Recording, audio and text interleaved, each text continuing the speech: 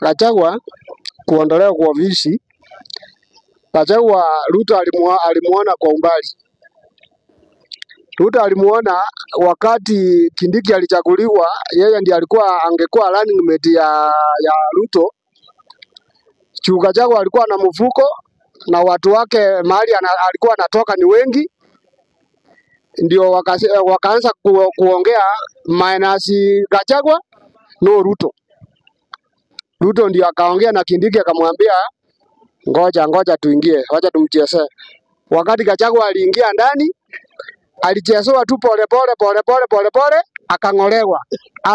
Alijua huyu atakuja kumsumbua juu Ruto kuna vitu vile anapanga yake yenye ile yake itamfaidi upande yake, akajua huyu Gachagua ako na mandate atakuja nisumbua, ndio akafanya hiyo blanda.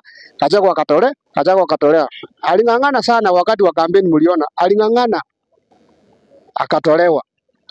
Sasa kutolewa kwa Gachagua ni vile Ruto aliona huyu atakuja kumsumbua. Hiyo ndio kitu ilifanya akatolewa, sio kitu kingine. Kwa hivyo kutolewa, mimi siwezi sema eti Gachagua kutolewa ni vibaya ama ni vizuri, lakini kwangu Ruto alimkosea, kwa maana mwezi kana mtu pamoja mng'ang'ane alafu uanze kumtoa pale. Alimkosea heshima na yeye ndio maana unaona anabweka.